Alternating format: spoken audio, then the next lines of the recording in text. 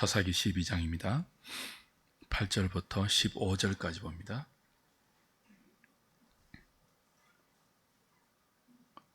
구약 성경 384페이지입니다. 사사기 12장 8절부터 15절까지 제가 한 절, 여러분이 한 절 교독합니다. 그 뒤를 이어 베들레헴의 입산이 이스라엘의 사사가 되었더라.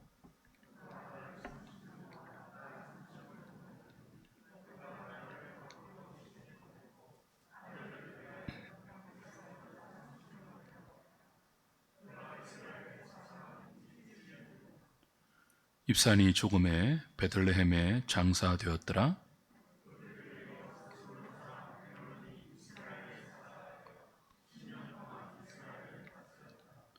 스불론 사람 엘론이 죽음에 스불론 땅 아얄론에 장사되었더라.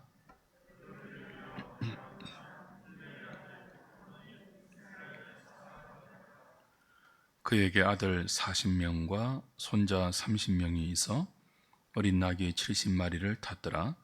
압돈이 이스라엘의 사사가 된 지 8년이라. 비라돈 사람 힐렐의 아들 압돈이 죽음에 에브라임 땅 아말렉 사람의 산지 비라돈에 장사되었더라. 아멘.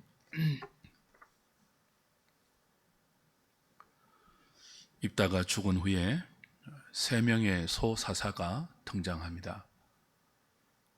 7년을 다스린 입산, 그리고 10년을 사사로 지낸 엘론, 8년을 다스린 압돈이 3명의 소사사입니다. 본문은 이 3명의 소사사에 대한 사역은 거의 언급을 하지 않습니다. 대신 아주 간략한 특징만 기록하고 있는데요. 첫 번째 입사는 소사사로 따지면 4번째 소사사죠. 입사는 아들 30명과 딸 30명을 외국 사람과 결혼시켰다. 그렇게 되어 있죠. 8절, 9절, 10절을 다시 한번 보십시오. 그 뒤를 이어, 그 뒤는 입다의 뒤를 이어 그런 뜻입니다. 베들레헴의 입산이 이스라엘의 사사가 되었더라. 그가 아들 30명과 딸 30명을 두었더니 그가 딸들을 밖으로 시집 보냈고 아들들을 위하여는 밖에서 여자 30명을 데려왔더라. 그러니까 입산이 이스라엘의 사사로 7년을 지냈는데 그 7년 동안 무엇을 했다라는 기록은 없고 아들 30명, 딸 30명을 결혼시켰는데 전부 밖에서 사람을 데리고 와서 시켰다. 그게 전부예요. 그 자식이 60명 아마 이상이 있었을 것 같습니다. 근데 적어도 미니멈이에요. 아들 30명, 딸 30명을 전부 바깥에서 사람을 데려와요. 여기 밖이라는 단어는 2가지로 해석할 수 있습니다. 나라의 경계 밭, 그렇게 해석할 수도 있고 지파와 가문의 경계 밭, 그렇게 해석할 수도 있습니다. 주석에도 2가지로 주석을 하고 있는데요. 저는 전자를 따릅니다. 그 나라 밖, 즉 외국 며느리와 외국 사위를 두었다는 거죠. 중복이 안 됐다면 최대 60명의 외국인 사돈을 입산이 둔 것입니다. 그 당시에 왕과 왕의 결혼 혹은 왕족과 왕족의 결혼은 불가침 조약의 성격을 띤 외교 정책으로 시행될 때가 많았습니다. 그러니까 지금까지 사사기를 우리가 쭉 살펴보면서 이스라엘이 얼마나 많은 주변 나라의 침략을 받았습니까? 그것 때문에 굉장히 힘들었죠. 지난주에 보았던 입다 때부터는 사사가 다스린 태평의 시대보다 이방이 고통을 주는 압제의 기간이 역전되는, 더 길어지는 그런 현상이 일어나지 않았습니까? 이제 입산 때 와서는 너무 자주 이방으로부터, 주변의 이방 나라들로부터 침략을 당하고 빼앗기고 압제를 당하고 고통을 겪으니까 입산이 외교 정책을 편 거예요. 아들 30, 딸 30을 주변 이방 나라들과 혼인시켜서 그냥 나라의 평민, 서민 정도가 아니겠죠? 그 나라의 왕족에 아마 자녀들일 거예요. 불가침 조약의 성격을 띤 정략 결혼을 자식 60명에게 시킨 거예요.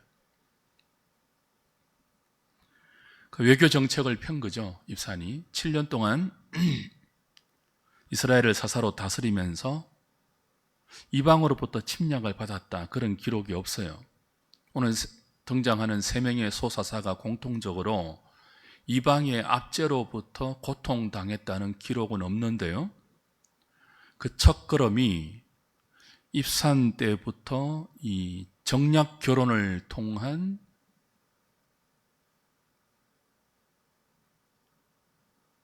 불가침 조약이 효과를 거두었을 것이라는 짐작이 꽤 그럴듯합니다.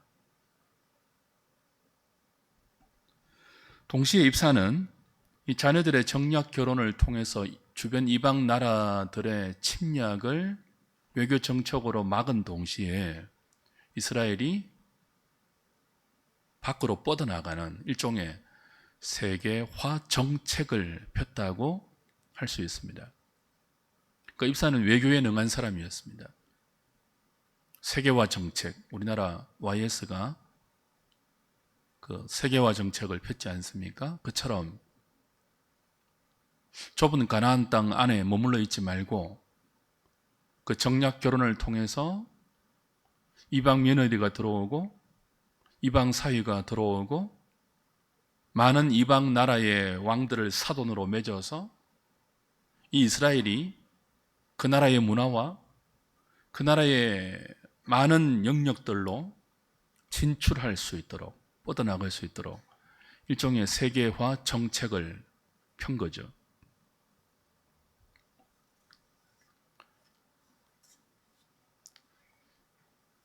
아마 이 입사는 오늘 성경에는 별로 그의 평가가 없지만 그 당시 주변 나라들과 당시 이스라엘 백성들 사이에는 꽤 짧은 7년을 다스렸지만 꽤 유능한 지도자로 평가받았을 가능성이 큽니다.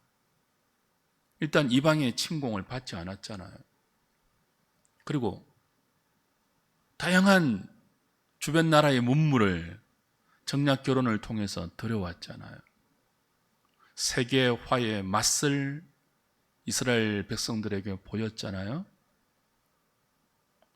근데 성경은 그것을 평가하고 있지 않죠. 하나님 보시기에 그런 게 별로 중요하지 않고 오히려 훨씬 이스라엘의 정체성을 무너뜨려버린 그 악에 해당되는 면이 더 많았기 때문에 별다른 평가를 하지 않고 있는데요. 그 뒤를 이은 엘론도 동일합니다. 11절 12절 보십시오. 그 뒤를 이어서 입산의 뒤를 이어서 서불론 사람 엘론이 이스라엘의 사사가 되어 10년 동안 이스라엘을 다스립니다. 그리고 죽어서 서불론 땅 아얄론에 장사되었어요. 아무런 기록이 없어요.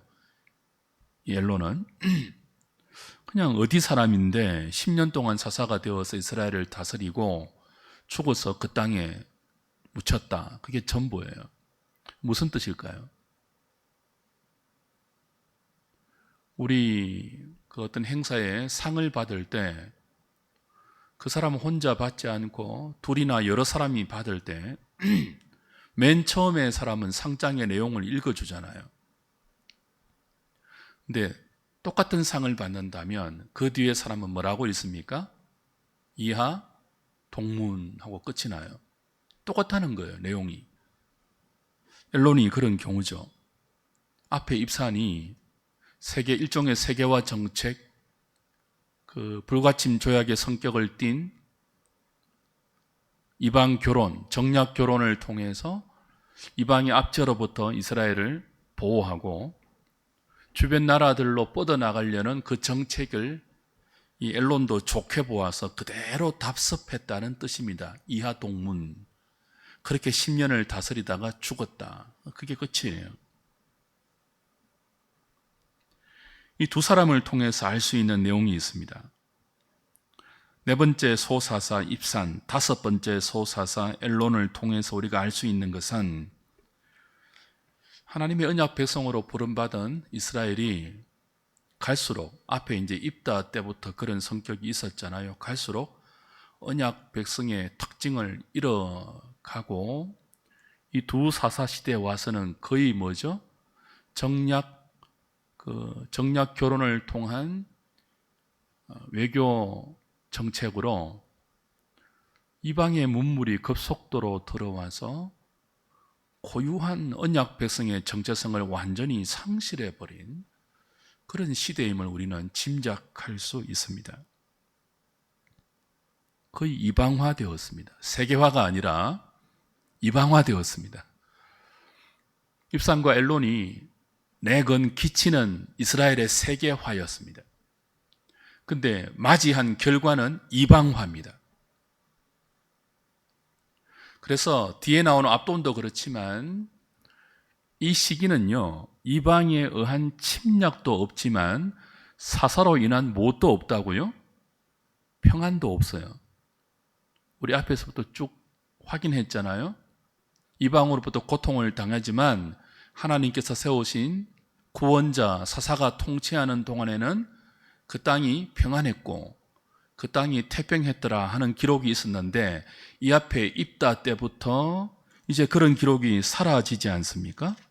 그리고 오늘 이 소사사에 이르면 고통도 없고 평안도 없어요. 단지 뭐만 있죠? 외교 정책만 있어요. 그 결과 고통은 없을지 모르지만 평안도 없고 그들의 고유한 언약의 특징을 다 잃어버리고 철저하게 이방화된 시대가 입산과 엘론의 시대입니다. 생각해 보십시오. 북이스라엘의 나중 역사이지만 북이스라엘의 아합 왕 때 아합 왕의 아내가 누구입니까? 이세벨이죠. 이세벨은 시돈 사람 바알의 딸이에요. 이 이세벨 하나가 이스라엘에 시집 와서 바알과 아세라 우상을 전 이스라엘에 퍼뜨려 버립니다. 한 사람이 영향이 이렇게 큽니다. 이세벨 하나가 이스라엘 전체를 바알 왕국이 되게 했다면 입산 때는요 60명의 외국 왕조가 들어왔다니까요. 이 다 그 나라의 고유한 우상들을 다 데리고 왔을 것 아니에요. 고대의 문명, 고대의 문화는 사실 우상과 아주 밀접하게 연관되어 있죠. 그 입산 때, 엘론 때는 몇 명이란 말은 없지만 10년 동안 그의 외교 정책을 그대로 답습했으니까 얼마나 많은 주변 나라의 우상 문화가 외교라는 이름으로 이스라엘 가운데 쏟아져 들어왔겠습니까? 당시 사람들은 이 입산과 엘론을 세계화를 이룬 유능한 지도자라고 추켜 세웠을지 모릅니다. 그러나 오늘 본문에 나오듯이 성경은 그들에 대해서 아무런 언급을 하지 않습니다. 언급할 가치가 없다 그런 뜻이에요. 하나님 앞에서 그런 업적, 기록할 가치가 없다. 그들은 그냥 그렇게 살다가 죽었다. 이스라엘에 이방에 의한 압제도 없었지만 태평도 주지 못한 그 압제를 막아내기 위해서 그들은 이스라엘의 정체성을 대가로 치르고 온 이스라엘 전역을 이방 문화로 물들게 만든 악한 지도자다. 그런 평가일 수 있습니다. 하나님께서 이스라엘에게 약속한 것이 있죠. 가나안 땅에 들여보내기 전에 약속한 것이 있죠. 모든 주변 나라들로부터 고통을 받지 않고 침공을 받지 않고 안전하게 이스라엘이 지켜질 수 있는 방법을 이미 하나님은 알려주셨습니다. 그리고 온 열방의 제사장 나라로 이스라엘이 빛과 소금이 될 수 있는 참된 세계화의 수단도 이미 알려주셨습니다. 무엇입니까? 언약에 충실한 것입니다. 모세를 통해서 주신 그 언약의 율법, 그 하나님 말씀을 주야로 묵상하고 그 말씀을 내 입에서 떠나지 말게 하며 좌우로 치우치지 않고 순종하면 어떤 열방이라 할지라도 이스라엘을 감히 침략하지 못하도록 언약의 주인이신 하나님께서 지켜주시고 그들이 그 고유한 언약 백성의 정체성을 지킬 때 그들로부터 은혜의 샘물이 이방 가운데로 흘려들어가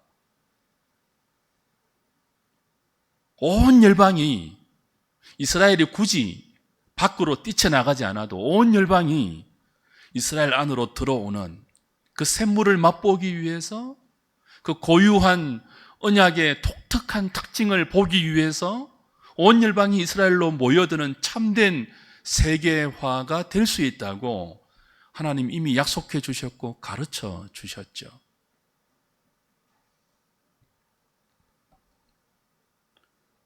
솔로몬 시대 때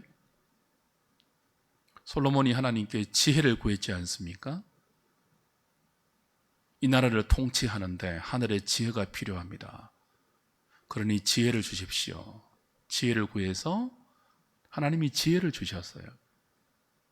그때 솔로몬의 명성이, 그 지혜의 명성이 온 땅으로 퍼져갔습니다. 솔로몬이 그 지혜를 가르치려고 밖으로 나가지 않았어요. 온 열방이 솔로몬의 지혜를 배우려고 예루살렘으로 몰려들었죠. 시바 여왕 보십시오. 예물을 사들고 그 지혜를 보려고, 그 지혜를 배우려고 이스라엘 안으로 들어왔잖아요. 그게 참된 세계화입니다.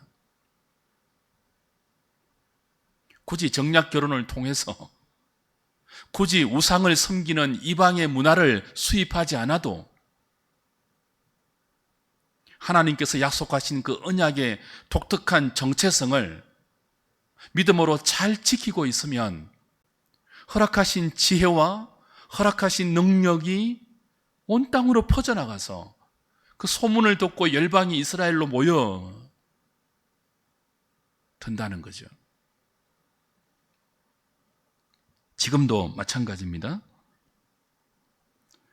주의 몸된 교회가 말씀에 충실하지 않고 우리 자신의 정체성에 대해서 자신이 없으면 자꾸 교회 밖에 어떤 것에 눈을 돌려요.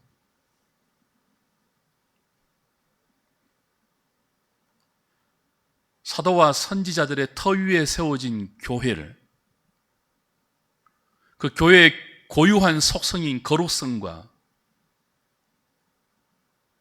보편성과 통일성과 사도성을 다 그냥 잊어버리고 그 교회의 독특한 속성에 대한 자신감이 없으면요, 사람들을 불러 모으기 위해서 뭐 한다고요?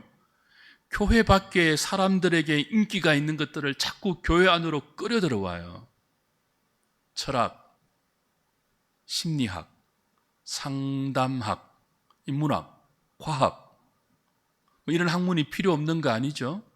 일반 은총으로 다 각각의 역할을 하죠. 그러나 교회는요, 그 일반 은총의 영역에 있는 모든 학문을 성경으로 재해석해서 그 학문의 참된 위치를 바로잡아주는 역할을 교회가 해요. 하나님의 말씀으로. 교회가 자기 정체성을 붙들고 있고 그 정체성에 대한 자신이 있고 확신이 있으면 성경으로 철학을 재해석하죠. 성경으로 심리학과 상담학을 재해석하죠. 성경으로 과학을 재해석하죠. 그래서 과학이 있어야 할 자리, 상담이 있어야 할 자리, 철학이 있어야 할 자리, 문학과 의학과 모든 학문이 있어야 할 자리를 성경이 바르게 해석해 주는 거죠. 근데 이게 교회가 자신이 없으면요, 이걸 다 그냥 무비판적으로 끌어들어와서 이 모든 교회 밖에 인기 있는 주제와 인기 있는 내용들로 오히려 성경을 재해석하고 성경을 뒤틀어버려요. 그래서 교회가 어떻게 됩니까? 이방화됩니다.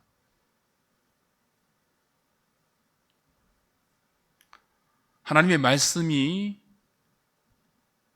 우리를 바르게 하고 교훈하고 책망하고 의료 교육하기에 유익한 말씀인데 이 말씀이 심리학의 영향을 받고 철학의 영향을 받고 과학의 지배를 받고 상담의 영향을 받아서 다 약화되고 변질되죠. 현대 교회가 그런 위기를 맞고 있습니다. 왜 그럴까요? 우리의 독특한 하나님이 주신 그 언약의 특징을 다 놓쳐버리고 그 자리에 다른 것으로 때워서 사람들에게 흥미를 끌려고 시도했기 때문이에요.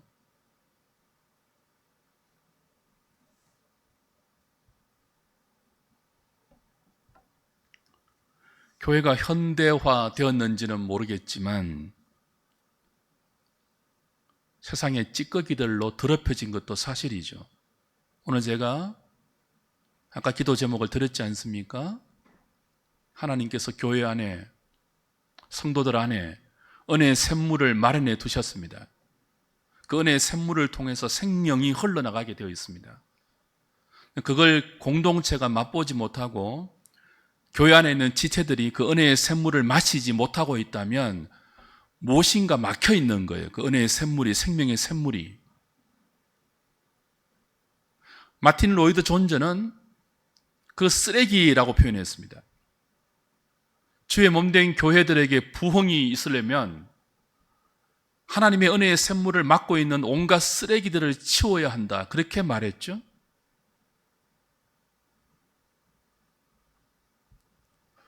오늘 이 현대교회는 그 부분을 좀 돌아볼 필요가 있습니다. 우리 가운데 마땅히 흘러가야 할, 터져 나와야 할 이 생명의 샘물, 은혜의 샘물을 도대체 무엇이 막고 있는지, 우리의 교만, 우리의 정욕, 우리의 더러움, 모든 것들이 다 포함되겠지만 그 안에 세상에 잡다한 사람들이 좋아하는 많은 것들이 포함되어 있을 수 있습니다.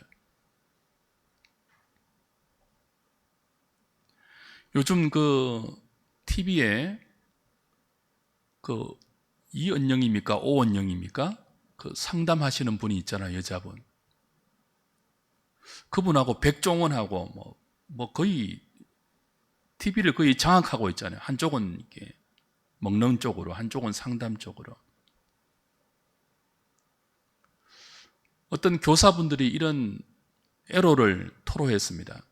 학부형들이 전부 오은영 그분의 뭡니까? 우리 아이 그런 TV 프로 있지 않습니까?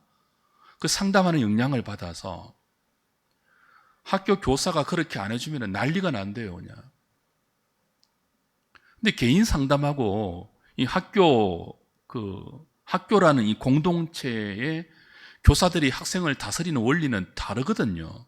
교육하는 원리가 달라요. 특별히 기독교 교육학적으로 볼 때도 완전히 다른 베이스에 있습니다. 이 상담과 기독교 교육의 베이스가 달라요. 인간을 보는 관점이 달라요. 근데 교회조차도 그런 식으로 물들기 시작하면요, 말은 얼마나 좋아요. 꽃으로도 때리면 안 된다. 그래서 교사들이 아이들에게 조금만 질타해도 학부형들이 난리가 난다는 거예요, 지금. 아무런 징벌을 못 한대요. 꾸지람도 못 하고.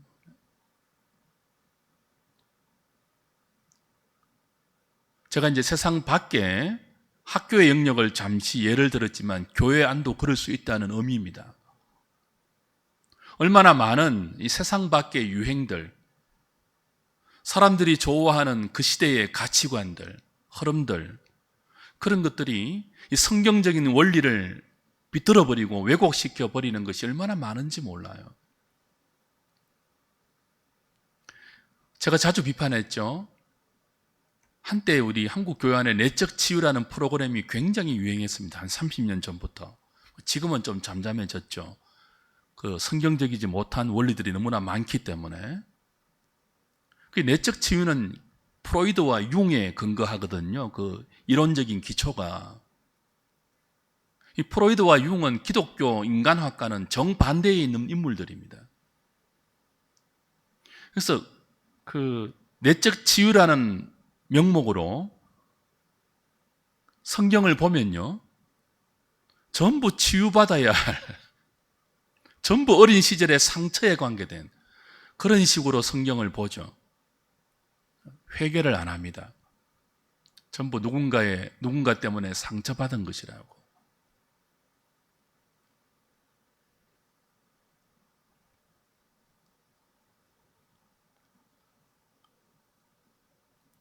오늘 우리는 하나님의 교회가 왜 생명의 샘물을 경험하지 못하고 은혜의 샘물들을 마시지 못하는지 좀 돌아볼 필요가 있습니다. 무엇이 그 은혜의 샘물을 막고 있는지, 교회 밖에 무엇을 우리가 끌어 들어와서 성장시키려고 안달을 부리고 있는지. 말씀만 가지고 있으면 교회는 아무런 일도 못한다는 패배의식이 우리 가운데 너무 많은 것 같아요. 근데 그렇지 않습니다. 교회는 오직 말씀으로도 충분합니다. 솔라 스크립투라, 종교교역의 기치 가운데 하나 아닙니까?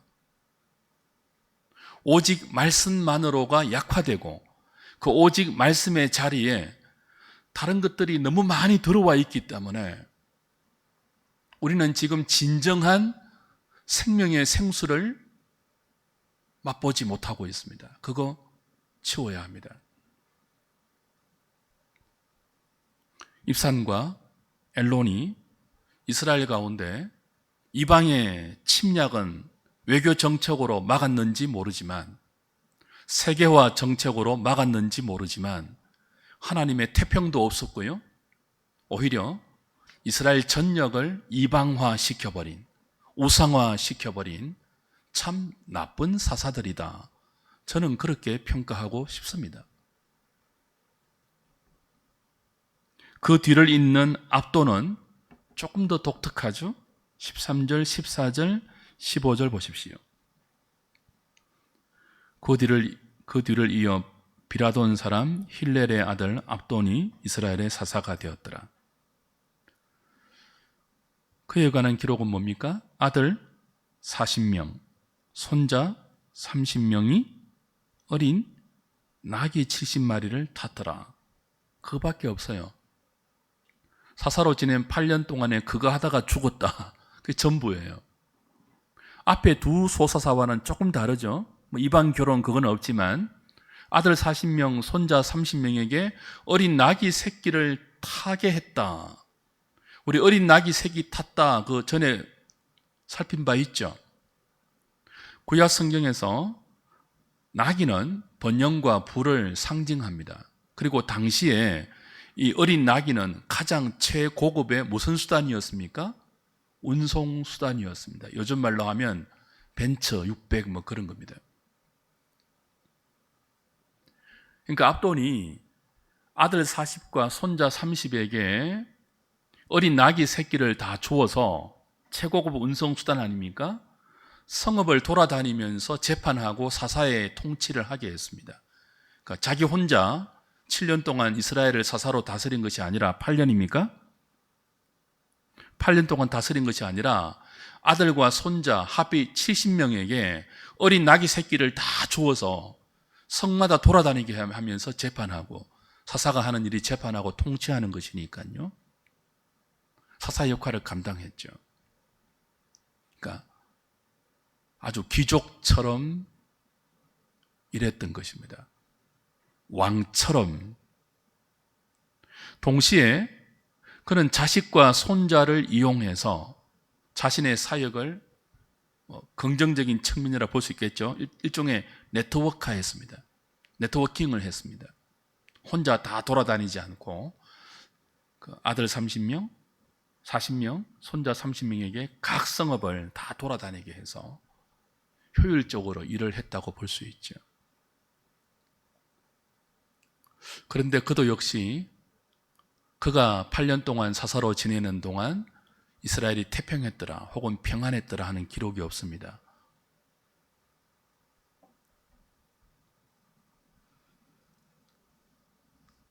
마지막에 죽어서 아말렉 사람의 산지 비라돈에 장사되었더라. 이게 전부이죠.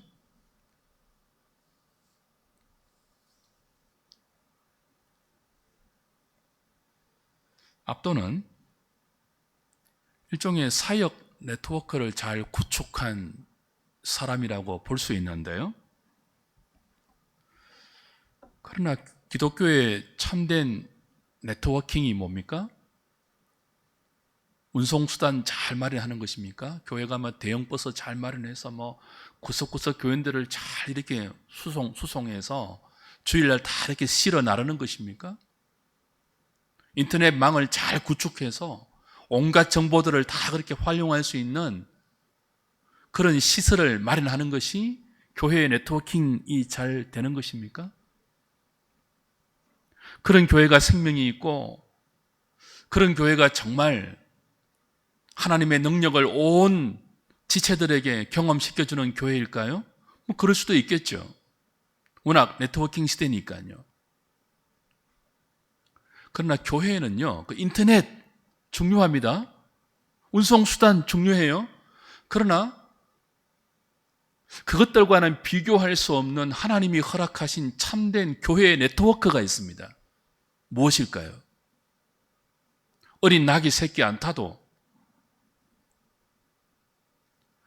자식 40과 손자 30에게 각 성을 돌아다니면서 그 소식과 재판감을 다 잘해서 그 정보를 취합하고 일종의 매뉴얼을 만들고 그런 거 못해도 하나님께서 교회 가운데 이스라엘 가운데 독특하게 허락하신 참된 네트워크가 있죠.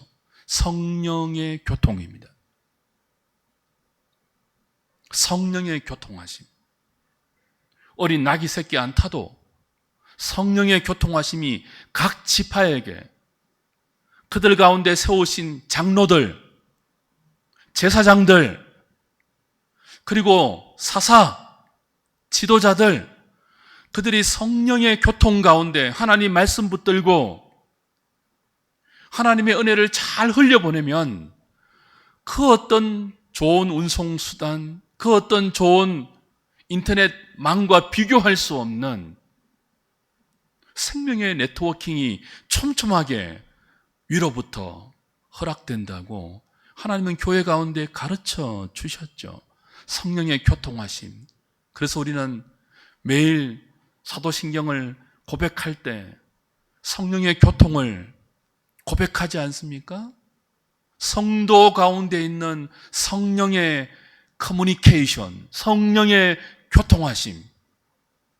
그 성령이 하늘과 땅을 잇는 참된 네트워크가 되어서 사닥다리가 되어서 그 성령의 교통하심이 땅을 살고 있는 우리를 하늘에 올려놓고 이 치열한 땅을 살지만 하늘을 여기 뱉어낼 수 있고 하늘을 펼쳐낼 수 있는 유일한 공동체로 하나님은 이스라엘을 불렀고 그걸 위해서 언약의 율법을 주었고 그 율법을 통하여 구약시대에 성령의 임재를 허락하지 않았습니까?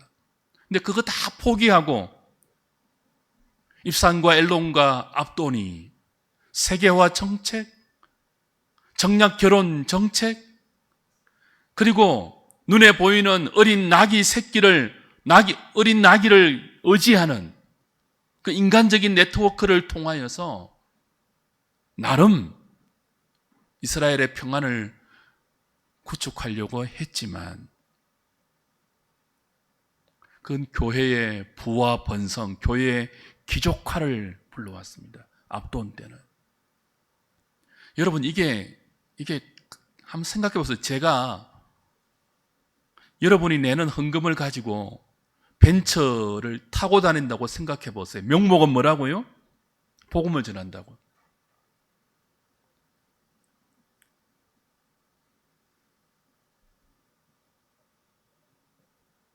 아무리 대형교회라도 그러면 질타의 대상이 안 되겠습니까?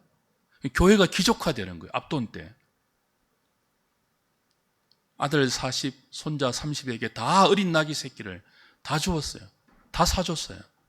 그것 타고 성읍을 돌아다니게 했다는 거예요. 그것 타고 사역을 했습니다. 사역을 왕처럼 했죠. 귀족처럼 했습니다. 교회가 왕국이 된 거죠. 목사가 왕이 된 거예요.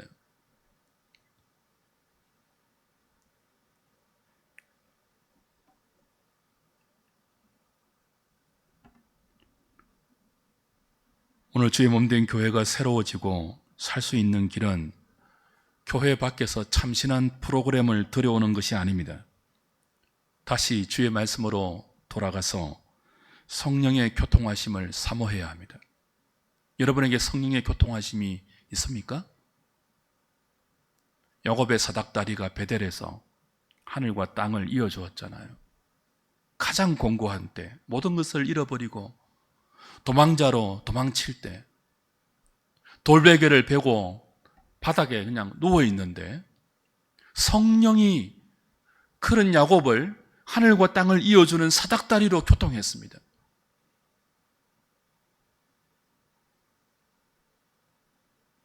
가난한 마음과 우리 안에 가득한 교만과 욕심과 더러움의 찌꺼기들을 다 치워버리고 하나님 말씀을 생명처럼 붙들고 죽으면 죽겠습니다. 성령의 교통하심을 사모할 때 저와 여러분에게도 이 은혜가 회복될 줄 믿습니다. 하늘과 땅이 성령의 사닥다리로 이어져서 천사가 오르락 내리락 하면서 그 교통하는, 우리의 기도에 성령의 교통하심이 있고 우리의 예배에 이 성령의 커뮤니케이션이 우리에게 있을 때 무슨 교회밖에 다른 것이 부럽겠습니까? 이게 없으니까요 자꾸 다른 사람이 부러운 거예요. 자꾸 다른 사람이 사는 집과 다른 사람의 자녀와 다른 사람의 차와 다른 사람의 모든 것들이 부러운 거예요. 무엇이 없었어요? 성령의 교통하심이 없어서. 하늘과 땅을 이어주는 성령의 교통이 없으니까 자꾸 땅에 있는 것들이 부러운 거예요.